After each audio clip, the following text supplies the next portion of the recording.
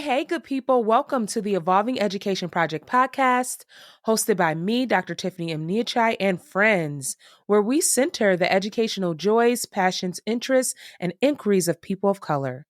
This is episode 23. Coming up is a conversation on the significance of FX hit comedy drama television series Reservation Dogs in representing Indigenous stories and experiences. We discuss the importance of representation in media and how the show resonates with Indigenous audiences, showcasing humor, strength, and cultural identities. The conversation also delves into the complexities of Indigenous identity, the impact of historical trauma, and the importance of relationality, kinship, and spirituality in healing. We would like to begin by shouting out the cities, towns, and villages of our newest listeners.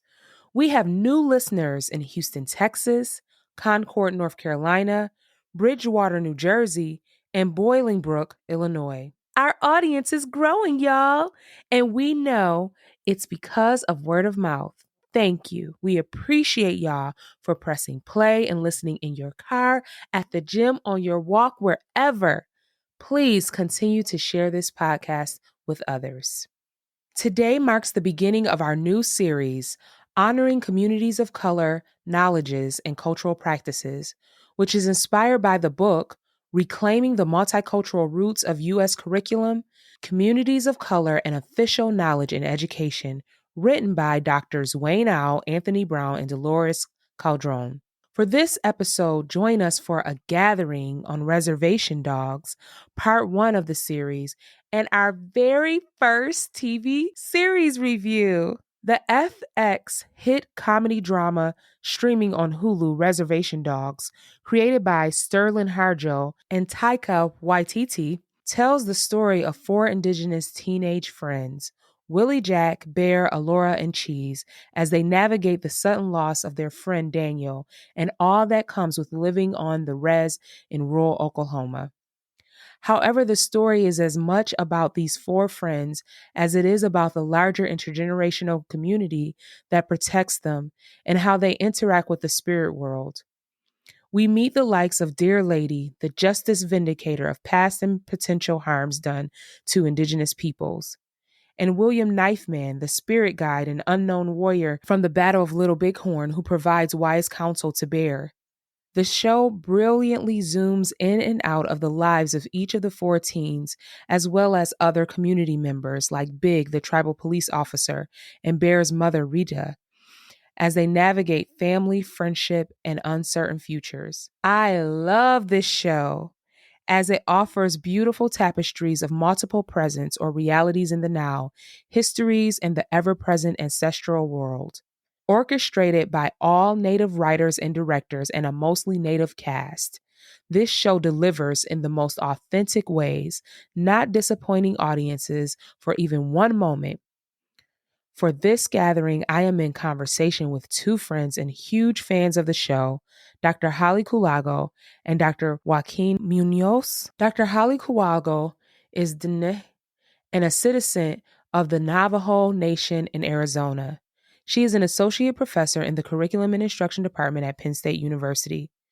Her research interests include decolonizing an Indigenous curriculum and pedagogy, critical Indigenous curriculum and pedagogy, or centering Indigenous knowledges and philosophies, teacher education, and partnering with Indigenous nations and communities, Indigenous teacher education, current teacher education, certification examination requirements for Indigenous teacher candidates, and Indigenous family, school, community relationships. Dr. Joaquin Munoz is an assistant professor of Indigenous education at the University of British Columbia. He grew up on the Pascua Yaqui Indian Reservation in Arizona, where he learned early on about the complicated issues of race, culture, history, and oppression.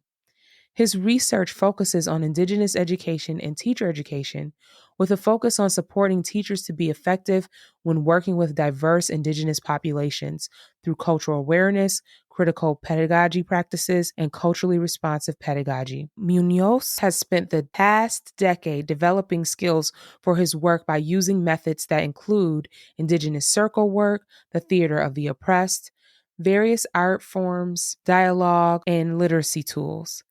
He also consults with schools internationally, working on anti-racist education, cultural competency, and culturally responsive approaches in the US, Germany, Israel, and Mexico.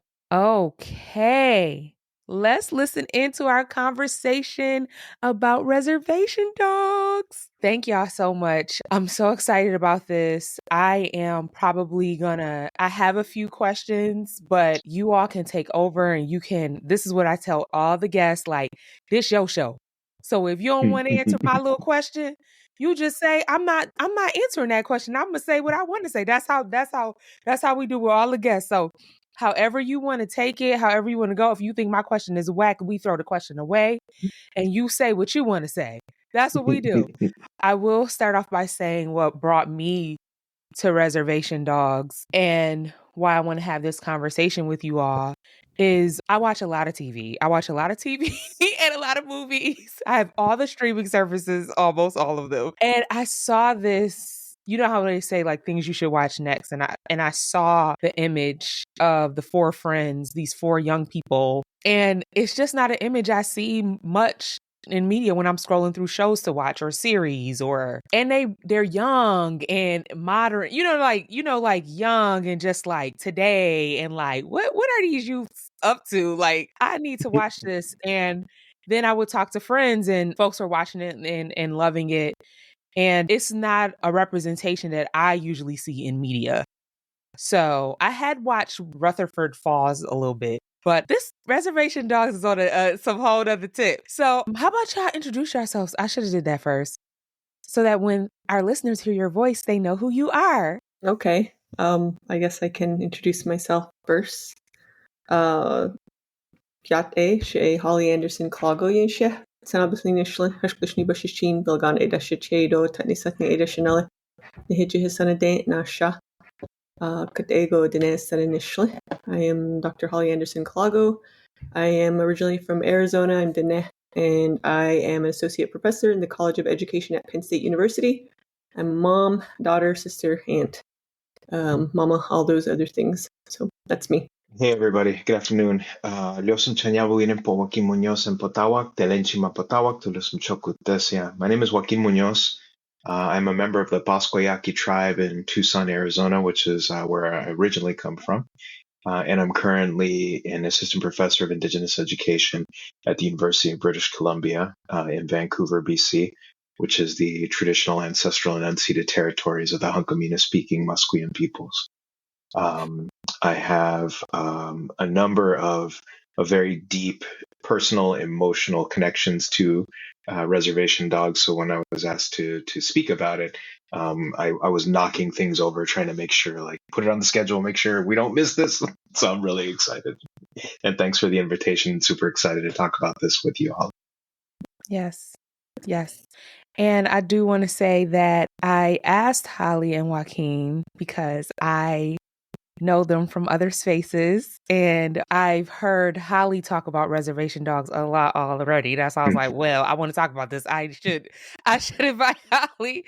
And Joaquin, just your work with storytelling and literature and even socio-emotional work is why I asked you. Holly, you're always making me think about and reminding us of the land and the importance of honoring indigeneity, focusing on indigeneity, indigenous peoples. And yeah, so that's why I thought you both would be great. Also, you're a mom, Holly, so you have young people that you're rearing and in your community that you're a part of. So yes. So like I said, whatever you want to say. Or don't want to say or don't want to talk about or change the question or throw it away. That's what we do here. But kind of just we'll start off like bigger and then get a little bit more specific. Y'all know I love these young people. Willie Jack. That's my whole girl. I'm like, Willie Jack, why are you so dope? You is just so young and just cheese. Okay, I didn't mean to start this way, but they just cheese. there to her. It's just so beautiful. Okay, but so first I'll start off with this simple question. Well, maybe it's not simple, but what does Reservation Dogs mean to you and why? For me, it might be easier to say what it doesn't mean, Mm-hmm. right? Like there's so many things that it does, and so many things that it accomplishes, and so many things that it actively works to not do as well. Yeah, that's a big, big, big question. It what was the question? What does it mean to me? It means a lot of things. It's our stories being told from our perspective, and it looks like where I come from. um, it's like, so when I think about shows back in like when I was growing up, and they're like, oh, this one's going to resonate with different audiences, and this one is talking about minority issues, but it's always in that same middle class house set neighborhood, and everything's just like, I don't know, positive. Not that it's a bad thing, but it's just very white middle class. Even if it was about like minorities, right, and things like that, it was just always representing that perspective and that paradigm. So to see Reservation Dogs is just like, it's just so funny. Like everything is something that I can relate to, or I've seen experienced in my community, and the strengths, along with the bad parts. But it's just powerful, like you said, to see the young people in the ways that they are, and all the complexities that come with that, and the things that are just, I guess, normalized in their lives. It's just, I don't know. That's what I think. It just represents our stories of our own experiences from our own perspectives, and really for us, right? I doubt that the writers, producers, characters, actors created this for anybody other than for us. And it's awesome that other people are enjoying it, and that's just the beauty of great storytelling. And but it's awesome to see, like for my daughter to see that, and she's like, oh, hey, and that's, and she's recognizing things too. And like my son can watch it and enjoy it and laugh at things, and he's like, oh, that person's like this person, and that reminds me of this person. And like we see people that we know in these in the show. So it's just and then it's hilarious. It just shows our humor, and it shows our strengths, and how we get through, and the things that we have. So I don't know, I'm just kind of rambling now, but it just means a lot. That's a big question, like you said. I knew the show was going to be, I was excited when I heard that it was going to happen, and I knew it was going to be amazing after watching one of the first episodes. Was Willie Jack, of course.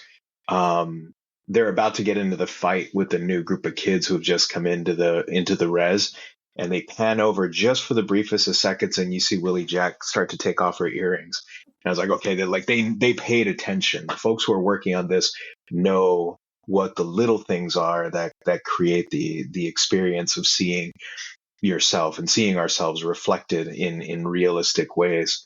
And I was really it was amazing, and in some ways like really scary to watch the show, because I knew that there was going to be a lot of things that came up for me, right, in terms of having grown up on a reservation, but in many ways kind of detached from the experience of being there, for lots of different reasons. And so what I thought was really remarkable about watching the show in its entirety was having the sense that I was seeing parts of myself reflected, parts of my community reflected, and parts of communities of other Indigenous people who I know and am connected to, just seeing ourselves reflected in so many different ways. And I think that's part of why I think what was really powerful about the show was not only what it did, but what it didn't do, right? Like it didn't play into common stereotypes and biases and tropes of Indigenous people that we're all so very familiar with. And even in attempts to depict Indigenous people in a so-called quote unquote modern context, the frequency with which the definition of and the depiction of Indigenous people relies so heavily on particular visualizations that usually don't come from us, right?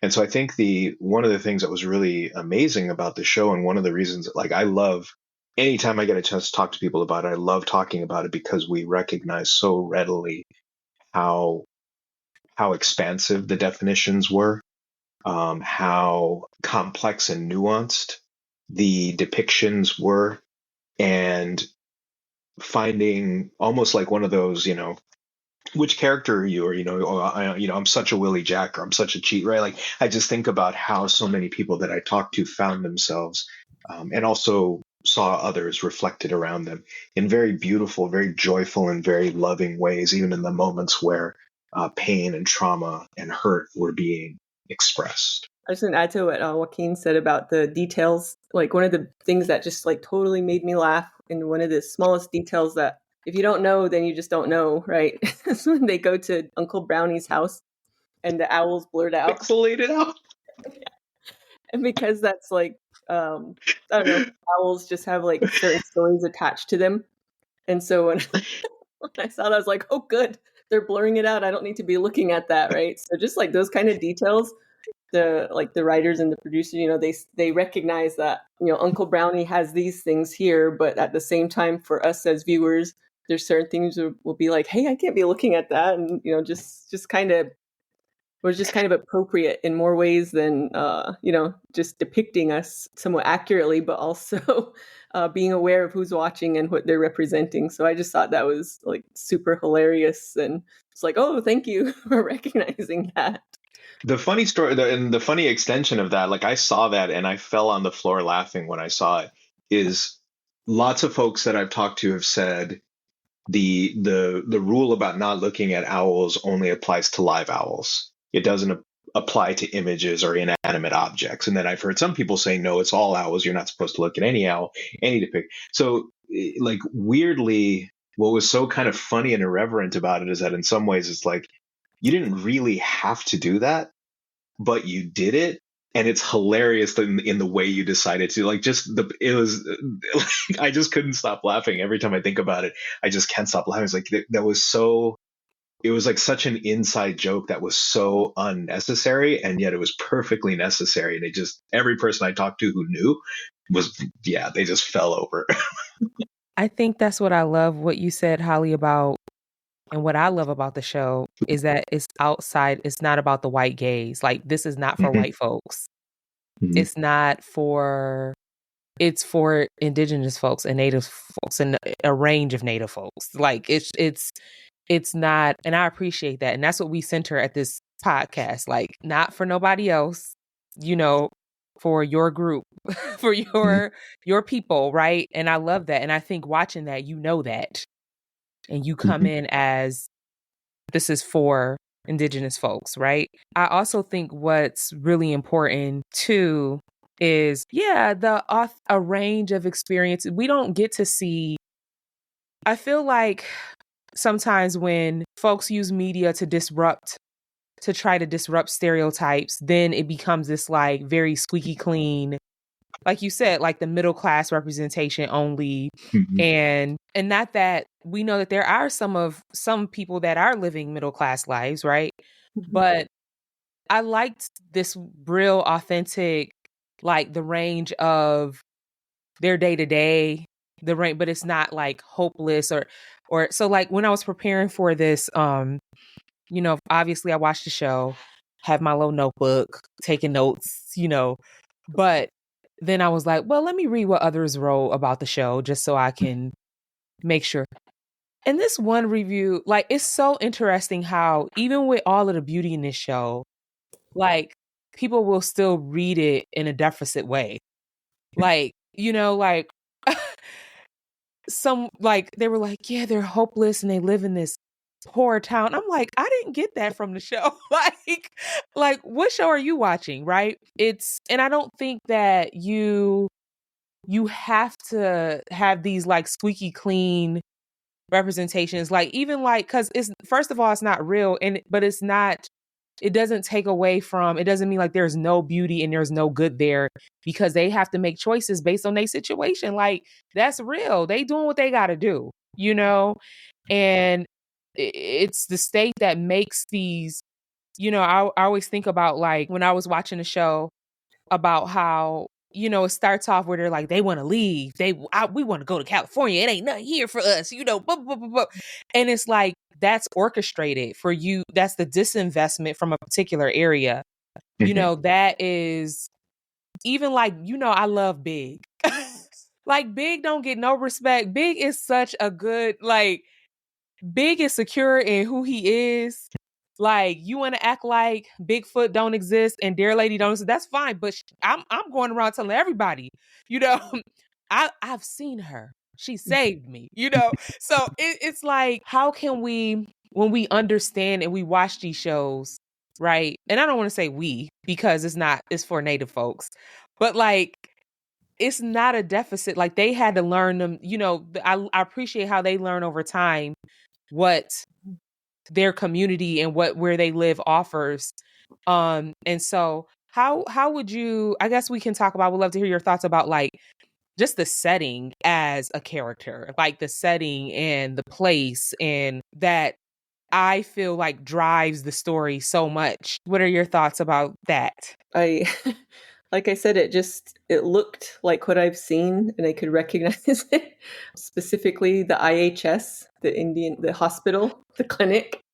That's so hilarious because it's so it's such a federal institution, and the people in there, they just act the same, and it's just really frustrating. And I don't know, that's just what comes to mind, is that their clinic there and how they navigate that space. And I thought it was just really interesting and funny that that's one of the main settings in Reservation Dogs, right? That's someplace that shows up often. They're there selling their stuff in front of it. They go in to get things checked. They have the eye clinic. They have Bev, who is hilarious, there working the front desk. But they're there often, and it's such an important part to the story that's being told. And it's just such a, like, so many other places could have been included as kind of a main scene, I guess, a main setting. But that one to me was just really funny because it is a federal institution, right? And through treaties, we had access to health care, and it's just, I don't know how to explain it. Maybe Joaquin can explain that better, but I just thought that how central the IHS was in the setting was really funny. Mm-hmm. There was something about watching virtually all of the scenes that played out where even if the physical location was not identical to the physical location of where a person, an indigenous, like other indigenous people that I talked to grew up, they still recognized it, right? Like Bev, I know Bev. I've met Bev multiple times, right? Back home in Arizona. And my health services office was completely arranged in a totally different set of architecture in a very different way, but they were interchangeable, right? Like there's just this really powerful sense of familiarity in all of the environments that were there, right? And including like folks selling stuff out front, right? Like all familiar. And so it was really amazing how they were speaking to this. And like there's an interesting sort of universality that so many indigenous people I talked to could relate to, even though, I grew up in Montana, I grew up in Arizona, you grew up in another part of the country. Like so many different places could all speak to the familiarity of it, which tells us something about the history of settler colonialism in this country, but also tells us something, I think, about the responses indigenous people have made to those mechanisms and what they've done to create powerful senses of identity and powerful senses of community. And it's one of the things that really intrigued me about the show. And it's very similar to experiences in real life where, if I'm visiting a place that I've never been to before and I happen to find where the indigenous people live in that place, it always feels very familiar to me. Even if it's, I'm visiting a reservation in Montana, I'm visiting a reservation in Washington, I go back home to my like it all seems very familiar, even if it's in very different spaces and in very different land bases. So I loved the setting. because I think it was very, very particular to the context that they were in, and it was universal in its own way. I would love to talk about Spirit Guide, Unknown Warrior, William Knifeman from the Battle of Little Bighorn that didn't do much, but he still mattered, right? And I I love him so much because there's so much to learn. And when we see Bear trying to figure out who he is, or wanting this relationship, it's so much real stuff about family, but it's not this destitution because the community, like, I feel like the community, the elders, as their friendships rise up for them. But in the beginning of the show, Spirit Guy says, when he's talking to Bear, it's easy to be bad, after the truck and all that. It's easy to be bad. It's hard to be a warrior. And then at the end, in the final season, he says, everyone wants to be the chief instead of being a warrior. And I've never heard that expressed that way. Like, I know that, we always talk about be a team. There's not an I in team, and everybody can't lead and follow. But a warrior is so powerful to me. And, he's always like, hey, young warrior. He's trying to pull that out of him, and not just, and even in his friend group, like, you think you leading it. Like when I loved when Alora was like, yeah, you get the money, but I keep the money. Like, honey, we wouldn't have no money if you, if I wasn't watching the money. Okay. So first of all, right. She tried to get them together. Like, listen, right. But, so I would love to hear more about this, because I just, like, parts that brought me to tears is just the way the community surround, like, their ancestors, the spirit world, the community, everybody is surrounding these babies. Like, so I would just love to hear more about any of that from you all. One of the things that I really appreciated about many of the episodes and many of the depictions in the show was the frequent interplay of the spirit world, which is really challenging to talk about sometimes when you're not talking with Indigenous folks, I find, because very frequently when anything in that realm is invoked, most people's minds go to religion. They go to a very specific kind of set discourse around how we talk about things that are beyond beyond our physical human experience, or a metaphysical experience, or a spiritual experience. It often goes in these ways that is hard to talk about, because it also helps, I think, in a bad way, to sort of reify this vision of who Indigenous people are, right? Like, Indigenous people are these, sort of supernatural, magical beings who have this direct connection to nature and spirits that other people don't have.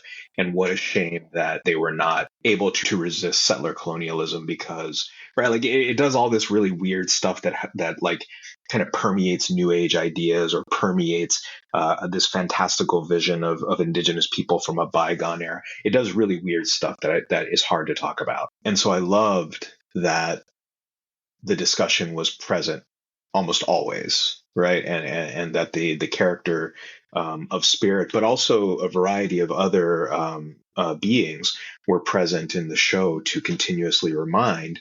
And going back to Holly's earlier point about how seeing it was so reflective of my own experience, so reflective of so many Indigenous people's experience, that the engagement with spirits, the spirit world, is kind of like, it's present. It just is. And we don't have to ask any questions about it. We don't have to define it, or argue it, or justify it in any way. And I think that was touched on in so many different ways, in so many different episodes, including the one that I've talked about a number of times, quite possibly for Indigenous people, but I would argue for the entire world. The most significant image to show up on a TV screen in the history of TV screens is Willie Jack visiting her relative in prison, and the spirit world populating behind her, and all saying, like, you're not by yourself, like, everybody, your lineage is present, has always been present. I think spoke so powerfully to so many principles and ideas and practices and beliefs of people that I know. And so I think it speaks to so many different aspects of how I think about myself as an Indigenous person, as a Native person, and what that means for how I move in the world. And again, to see that depicted in outside of myself was really an amazing, but for me, an amazing moment of recognition, an amazing moment of depiction. Yeah, and that's how similar to how I thought about it. Like it just exists, right? The spirit Yeah. and our ancestors, they just exist. It's not a question or anything like that, but the show comes from that paradigm where it does exist. And there might be people in there kind of questioning it, but at the same time, that's how it is. People do question and people do think that it's just made up or it's not real, but it just is real in there, right? It exists.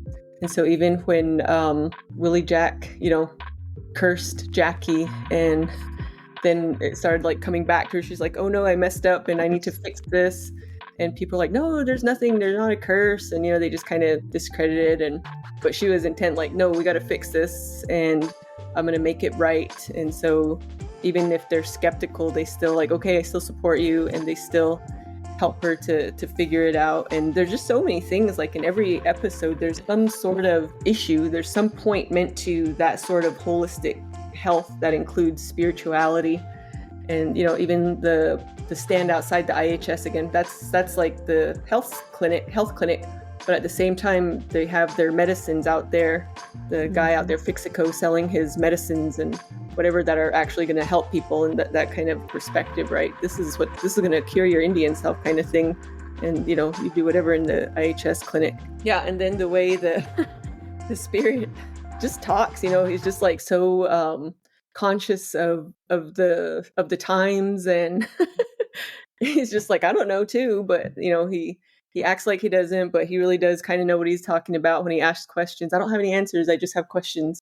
And he just kind of guides in that way, because it really is up to us to find those answers for ourselves and to make those decisions. And so it's not really this is what you have to do, this is how a God says it somewhere, or this is what this is what is meant, or whatever. It's just like, no, you have your choices, and your understandings come from your experiences, and so that's what's going to bring you through. But the way that the spirit talked about things, and throughout the whole thing, there was always just this consciousness from everybody. The script, it was always so conscious of religion, but also that spirituality. That spirituality just existed, but there were organized religions that were part of the show too, right? And so it was also a part of that assimilation and the colonization. I think that's kind of the bigger experience that makes everything so familiar for Indigenous peoples all over, right?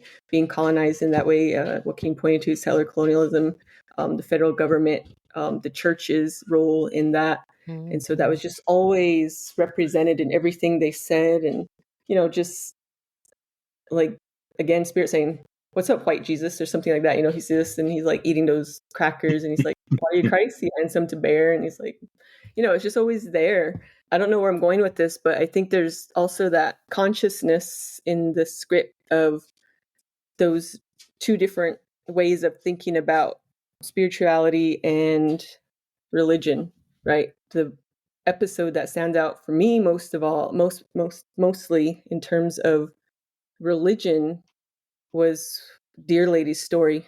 Right? God, that was such a scary episode, but it just took us back to the beginning of all of this, everything that's been going wrong for Indigenous people, and the situations that the situation that the youth are in. It all started there. And so for Dear Lady to be born out of that, it tells the story, for me at least, it tells the story of how, she's kind of been portrayed as something scary, and people, are afraid of her, but she's really like the hero, and she's working to just save Indigenous ways, Indigenous lives, just to take care of us. I say us, I include myself in it, but But going back to my point that reality just exists where Dear Lady exists and where the ancestors exist and where spirit exists, and points to a lot of places where we know those situations that might have been historical created the contemporary context that these Indigenous youth are struggling with, working through, and finding their way back to what it means to be of their people, for their people. So yeah, I don't know where I was going with that, but that episode is really powerful to me and scary. Mm-hmm. Yeah. And I feel like organized religion's role in that episode, just, I mean, we always see it everywhere, but like, I think you knew that stuff happened, but the nuns like participating in that and orchestrating it was a lot. And I also think with Dear Lady, it seems like she's always like holding folks accountable in justice. And when I see her kill someone who harmed others, it gives me such a vindication. Like I just feel so excited, and that's what I appreciate about that this was represented on the screen, because we don't get to see that. It's like the harm that has been done, it just is what it is. And like you said, these youth have to deal with all of this. The elders got to deal with it. The elders are trying to be elders, but they got their own stuff that they went to boarding schools. They dealt with that, and they trying to be here for the youth. And it's like, when does the vindication happen? When are folks held accountable for what they did? And seeing that is, and I also wanted to go back to something that you both were talking about with the spirit world, and how I appreciate you talking about it with me, because I know that it's difficult to talk about it with non-native folks. What I appreciate about the show is, you all are hinting at it, is like when you start to bring other people and you have to explain to other people, they either make it into something else, or like Rita was really concerned about being institutionalized, or Bear being institutionalized, or I forgot the elder's name that they saved out of the hospital. He wasn't locked in the hospital, but they was like, we coming to break you out. He was like, I can leave whenever I want. I just take him. What are you doing? But that elder, like, the real threat, because of Western ways, because of colonization, and because of something that they can't understand, right? And they can't explain it like this way, then something's wrong with you. The real, Rita Cookie visiting her, she's like, listen, you got to go away, because I'm not trying to deal with this. Rita's like, I need you to leave me alone. I need you. And what I also appreciate about this is like, it breaks stereotypes, because when Cookie visited Rita, she's like, everybody doesn't have this the way you have it. So some families have some giftings, or they have that where they can really be in tune with the spirit world, and they get a lot of visitations. And I appreciated that because I feel like that's also like disrupting certain like stereotypes about, like, there is range, there's nuance, there's different, just like with Willie Jack and her becoming like a medicine woman. I don't know if that's correct, but it's like there's different roles in the community, and there's different ways that we learn it. And there's different ways, like maybe it's sitting up under an elder, right? Maybe it's sitting, you need to go, like Willie Jack was like, all we did was go to people's house. But it's like, you learning stuff in that, we win. Or maybe it's you being visited by ancestors, and you figuring out with them how to embrace that, how to navigate that, how to protect yourself too. So but that's why I think Big's character, like, I'm like, don't sleep on Big, okay? Mm-hmm. Big's character seems very, like, it could, like, you could think like it's not that big of a deal, but like, he don't care what nobody think. Like, he just like, yeah, and this is what it is. And I like the different representations of where folks are at with the spirit world and what they see. And even what you were saying, Holly, about when Willie Jack did the curse, and some people were like, that's not real, but they still wanted to help her, right? And it's like, it's like, okay, we're going to get the, what you need. Like, we'll get this and we'll do all that. I think that's beautiful. I'm so sick of the way groups have been told. It angers me how we've been forced to get rid of our spirituality if it doesn't fall in line with organized religion, particularly Christianity. And I think that's the thing that I connected with it. And I'm not going to talk about my group because that's not what this is about, but I'm just saying that resonated with me. Like, you have to like erase every spiritual cultural tradition of your people, and it's like it works so hard, like through the boarding schools, through like just to get rid of everything that you need to survive. Like, you need your ancestors, you need the spirit world to make it. And the young people remind us of that, right? Remind everybody like that we need that. So yeah, I got so many thoughts. But the tensions with that, like Joaquin, what you were talking about, like, it's just, but I love that. I love this show for that. Like, it's just something so healing and beautiful. Like, this is who we are, and we're not going to make this into something so that you feel comfortable with it. It's not about whether we as the audience feel comfortable with, non-Indigenous folks feel comfortable with it and trying to get us to understand. And this is why this is like this. And no, this is just what it is. And this is what it is. This is what it is. This is what happens. And this is the rage. And that's what it is. So I appreciate that. This show, with very careful, nuanced watching, I would argue is the equivalent of like a graduate course in American Indian Studies. The degree to which the careful thought of context, of nuance, of complexity was incorporated. A watcher who pays attention and had some knowledge beyond the surface could see how much of a description and depiction of a variety of indigenous epistemologies, ways of knowing and ways of being were present. One of the things that really strikes me as so important about this show is that it does all of that and pushes even beyond that, because it asks everyone, Indigenous or non-Indigenous viewers, to really, really deeply explore our own entrenched ideas, beliefs, biases, and operating discourses about Indigenous people and what that looks like and how that works. The power, I think, in careful observation and careful internalization of what the show shares with the world is recognizing that Indigenous people, or people, right? Like they are people who people, right? And you have every expression of humanity on the spectrum across all humanity, right? And so, like the author Tommy Orange is fond of saying, the universal is in the particular, right? Like, this very particular show tells us something about and these very particular identities tell us something about the universality of the human experience, while at the same time telling us something about the significance and what I can learn from this particular context and this particular imaging. And Big, I think, is a great example of this, because he embodies this really, really powerful sort of duality, but even duality is not the right word, because it goes in so many directions, right? Like, he's a police officer, like a supposed symbol of the state. And yet all of the things that he just lets, like, no, just go, right? Like, I'm not going to, just get out of here. Like, go do right.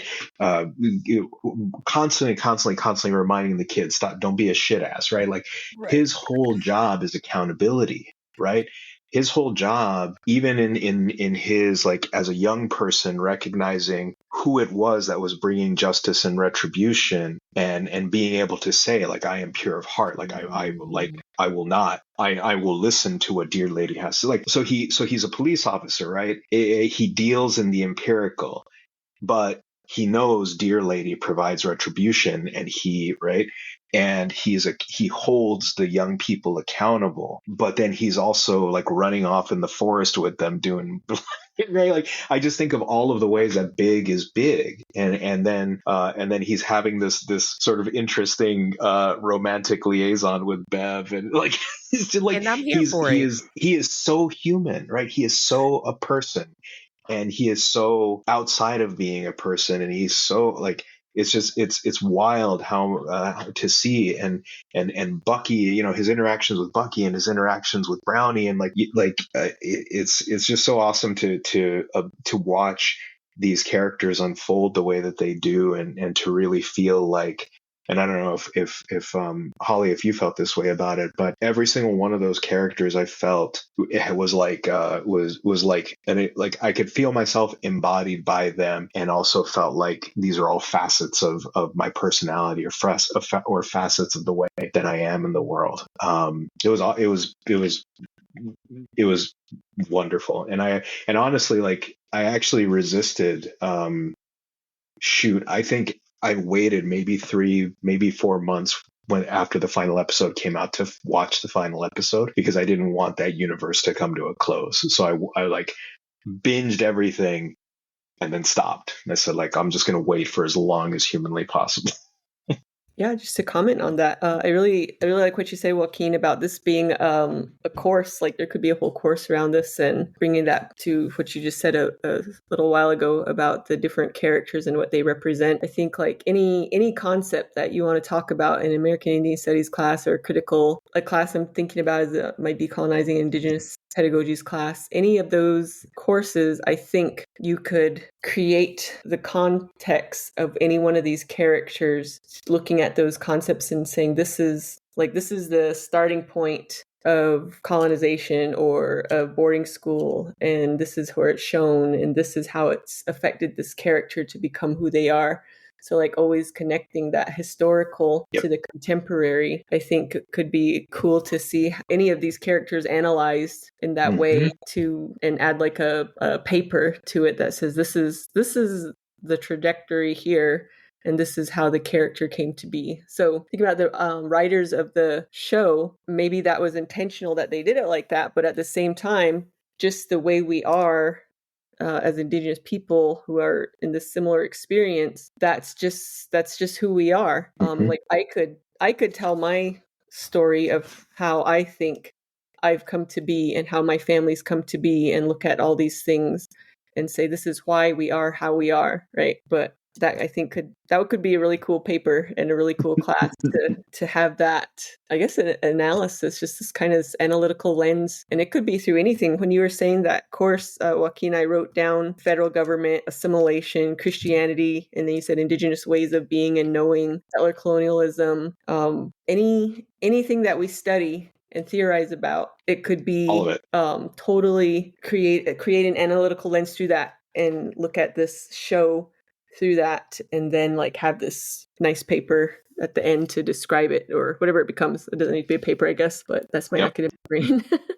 But yeah, I think that would be really cool to see. Kinship ties, family structures, quote unquote untraditional family structures, whatever that means, right? Like interactions between different groups of people who are not biologically related but recognize each other as cousins, as uncles, as aunties, as right, like Cheese and his grandmother, right? Like like every single aspect of there is no part of any American Indian studies, Native American studies, Indigenous studies, like the show could embody an entire curriculum, an entire class, I'm pretty sure in the next couple of years we're going to see at least one or two dissertations on reservation dogs and anything and everything you could possibly imagine. Joaquin, we should create a course together. Hey, I'm here for it. Let's go. I have one more question that I want to ask that I think is so important. And you was getting in my question, Joaquin, when you was talking about kinship and stuff. One of the extremely very, very powerful parts across the series for me is relationality, and not just the ways that we hear about how we're connected, but the working through relationality, the staying connected to, the going back, the repairing, it's friendship, siblinghood, and then sometimes there's these sisterhood moments, sometimes there's these brotherhood moments like that are really important, and then there's just family, right? But what I found very powerful was that it wasn't just like these youth, they need to work through their friendship, and it like the elders had to work through some relationship stuff too. Like the elders had to get their stuff together, you know. And it was like, and I think that's so real. We don't see that a lot. We don't see it where it's like, it's always like the youth are a mess and they need to fix stuff, but it's like the elders had, like, they all had to work. They all helped each other to this intergenerational learning around and healing around relationships, and everybody was helping everybody, like, and the show takes us through like these 3 generations of friend groups, essentially, right? We start off with Alora, Bear, Cheese, and we go in and out of their, and Willie Jack, and then Big and his friends, and their Rita, and all, and the elders, Grandma and Bucky. Maximus, Uncle Yeah, Brown. it's like Yep. all of these and the work too, like, I mean, like, that really convicted me in a society where we're taught to, I mean, we're in a moment where it's like sometimes we do have to separate from family and family, because of trauma, because of like stuff that's going on. But we're also in an era where it's like, do you, and if people don't want to deal with you, and are we going after people that we've lost, like, in the hard work to do that? And I also think it breaks this myth of this mythical relationality, indigenous relationality. Like, it's like, no, there's hard parts to this. There's times where, and how do you show up for one another? So like even Bucky reflecting back in his, like, I forgot the elder's name that was in the hospital, but Maximus. they were like Maximus. what's his name? Maximus? Maximus. Yeah, Maximus, they were like, he was trying to open up to us and tell us what he saw, and we didn't know what to do with that, and we lost him. And those moments. And even when we think about how Daniel not being there, how the younger friend group is, Willie Jack, and like they're grappling with that, how they're trying to deal with that. And I love what you said, Holly, like all of that, the suicide that we see, even with the youth from the other side who they wound up being friends, like, and they find out they share a common story in this grief that they're trying to work through. Mm-hmm. It goes back to the boarding schools. It goes back to colonization, right? And so this show does such, without being like, this happened, and then this happened, and then this happened, and then this, and then we're going to go through this friend group, and we're going to go through this, like, does such a beautiful job of like showing us how all of this is connected. And then Polk T, Willie Jack's sister, that she sees in the prison, is like, she gets it. She hasn't been there, but she gets like the community. Like, she's like, this is how, like, you got to bring an offering. Like, when she said that, she said, offer it to me. Go give me some, offer it to me. Like, I'm just like, now I'm just saying everything because the time almost up, but it's like Mm-hmm. Yeah, just thinking about what you're saying, talking about kinship, and it's not just a coming of age story, right? It's like a coming back to, or ways of knowing story, and for everybody. And it is about that that relationality. And so in my work, I've talked about that, exactly that, being targeted in school, right, in education. Mm-hmm. It was so intentional to break us apart from our relationships, from our family. Indian boarding schools pulled children away to intentionally separate and to break those ties, and to make us as individuals, and to have that mindset of, you're out for yourself, that competitive way of thinking. Jackie tells, when they're first running away, Alora, yeah, when we get to the city, no one bothers you, right? No one bothers you, right? She's just like, you're just like, the way I thought about it is like, you're just by yourself in the city. And so that was the target. That was the point of assimilative education, is to separate. And then not only your kinship terms, but separate your mind from your spirit, from the land, your relationality all around, your holistic well-being as an Indigenous person. You're healthy when you have all those connections, when you have people, when you have your connection to your spirituality, when you're taking care of your body, when you have your connections to the land and the elements. That's, at least from a Diné perspective, and my perspective, is that's how you're healthy, right? You have that hojo, you have that balance between all those things. And so when that was targeted in schools, that's why I'm like, that's why I became an educator, right? Because I thought, no, we have to bring that back. And one of my biggest goals when I became an elementary teacher was like, we're starting every class I teach, Navajo kids with our clans. because I want to make sure our students know that they're related to each other and know how they're related to each other. And this curriculum we're working on right now, that's what it is. It's about that relationality, because that is our health right there. And so when we think about that being taken away, that's what I'm talking about, of what has led to everything that is problematic in our world. So when all these different generations of friends that you're talking about, Tiffany, are working towards something, it's trying to come back to each other. They know, they have each other, but they have to work through just some of the issues that they have. So a lot of that's what I was always thinking about from the very beginning, is how trying to make us individuals is what, for me, that's what was most targeted. And I love that as the show worked through all of these different layers of the friendship groups and the connections and the kinships that were strained and then came together and then separated and were brought, like there were so many elements to how the kinship relationships are what heal these ruptures and what heal these wounds. And it was never depicted as being sort of top down, right? Like Tiffany, as you were mentioning, like the older elders are working on their relationships, and they get a huge boost from cheese helping them to process Cheese getting everybody together, okay? Cheese is like, cheese is getting everybody together all the time, always on duty. That as soon as the cheese is the embodiment, is so many ways the embodiment of me. I'm having feelings about my feelings right now. Right, like the elders teach the youth, but the youth teach the elders, and the folks in the middle interact with, right? Like there is no hierarchical organization of who knows and who doesn't, who has power and who doesn't.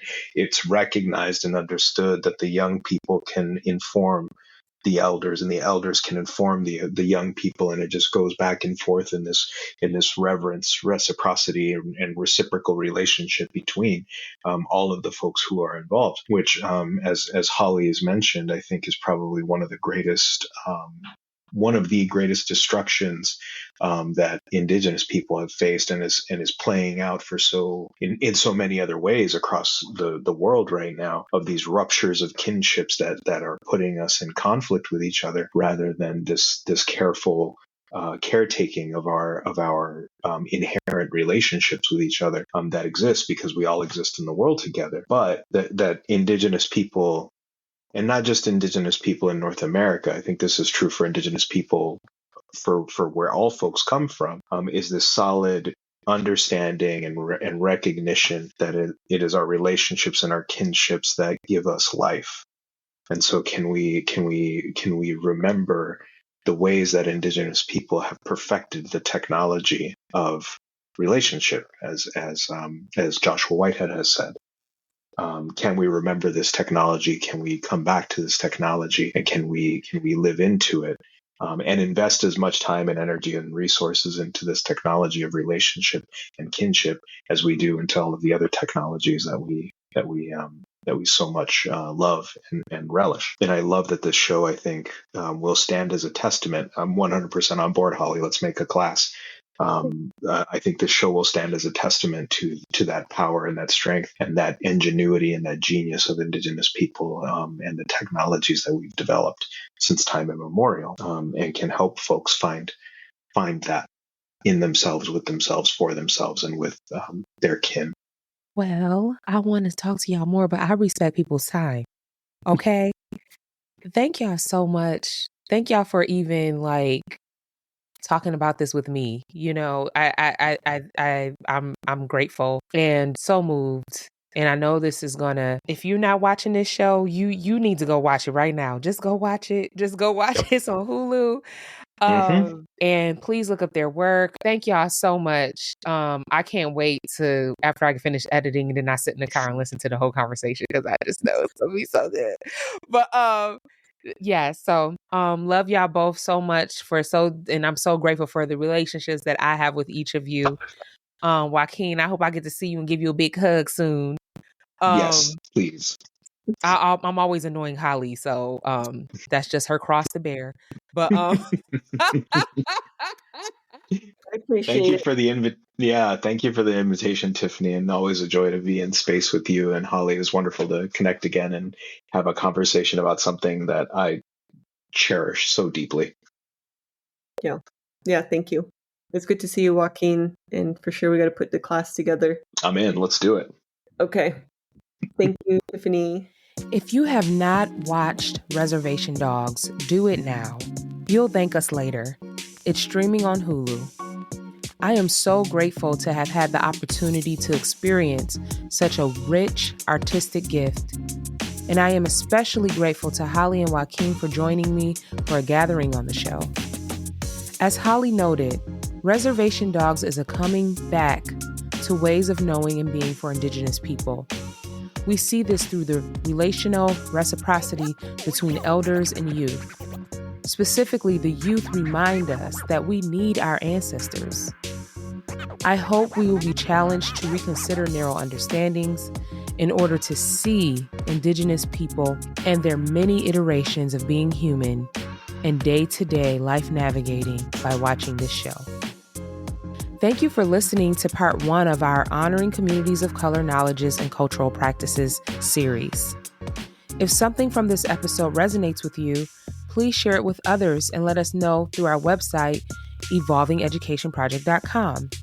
Be sure to tune in for part 2 next Wednesday, where we interview Dr. Wayne Owl and Dr. Dolores Caldron about their book, Reclaiming the Multicultural Roots of U.S. Curriculum, Communities of Color and Official Knowledge in Education. Trust, you do not want to miss that. To find out more about the Evolving Education Project, to write in or to join our listserv, check us out at evolvingeducationproject.com. And please subscribe to this podcast and follow us on Instagram, X, and Facebook. If you can only choose one, please follow us on Instagram and love all of our posts. Support that doesn't cost a dime. If you've been enjoying our podcast, you can also support us by writing a review. Favorable reviews help more educators, organizers, families, communities, and activists find us. We hope to continue to cultivate an authentic audience and community. We want you to help us to evolve over time and shape what this could be. Now that you know what we're about, let us know what you want to learn more about, authors that you would like us to interview, discussions you would like to have. Okay, that's all for now, good people. Tune in next Wednesday for a new episode. We out.